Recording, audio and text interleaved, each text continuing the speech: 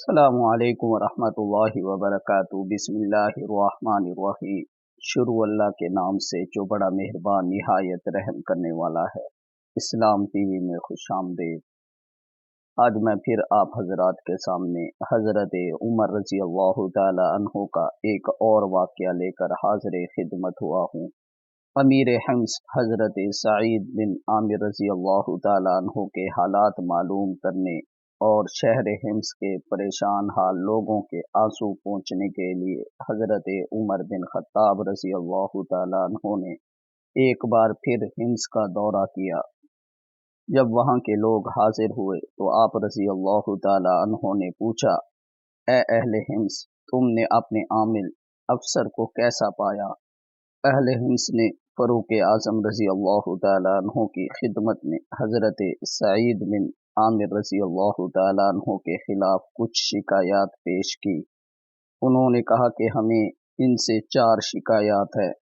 Number 1، جب تک کافی دن نہیں نکل آتا سعید رضی اللہ تعالیٰ عنہ گھر سے باہر نہیں نکلتے۔ نمبر 2، رات کو کوئی آواز دیتا ہے تو وہ جواب نہیں دیتے۔ نمبر 3، مہینے میں 1 دن گھر کے اندر رہتے ہیں اور بالکل باہر نہیں نکلتے۔ نمبر 4، وقتاً فوقتاً انہیں جنون کے دورے پڑتے ہیں۔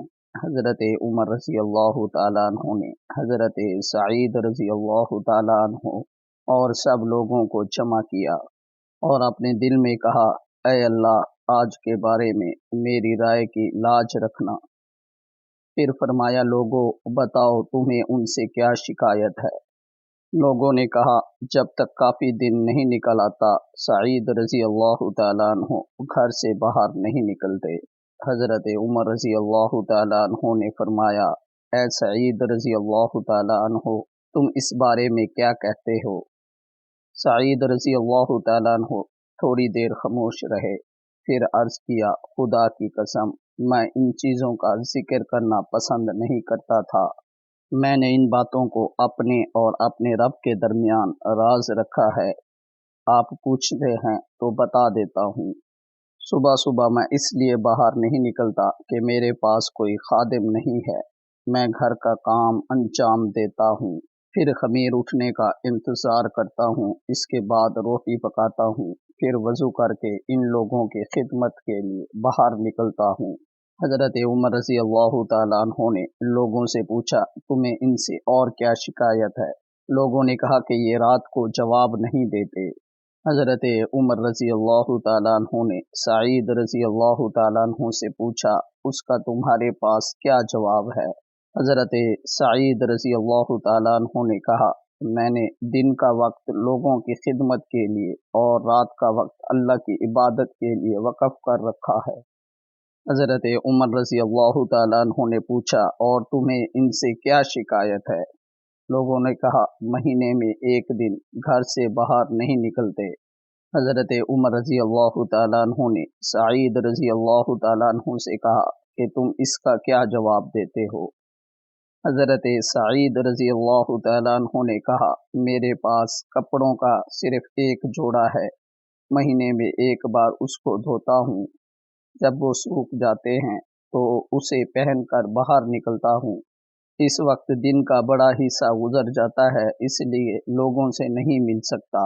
حضرت عمر رضی اللہ تعالیٰ عنہ نے لوگوں سے پوچھا، تمہیں اور ان سے کیا شکایت ہے؟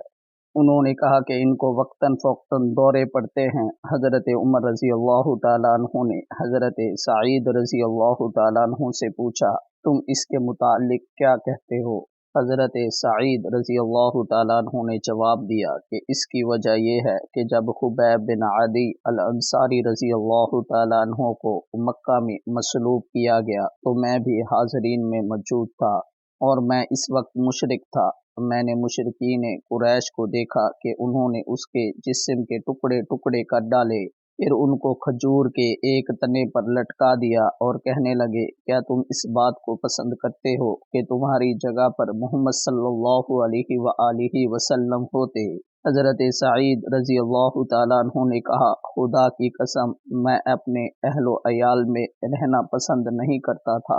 مجھے خبیب رضی اللہ تعالیٰ عنہ کی مظلومانہ شہادت کا احساس بعض اوقات بے چین کر دیتا ہے اور میں بے ہوش ہو جاتا ہوں۔ حضرت سعید رضی اللہ تعالیٰ عنہ کے جوابات سن کر عمر رضی اللہ تعالیٰ عنہ کا چہرہ خوشی سے دھمک اٹھا اور فرمایا کہ خدا کا شکر ہے کہ اس نے سعید رضی اللہ تعالیٰ عنہ کے بارے میں میرے گمان کو غلط ثابت نہیں کیا۔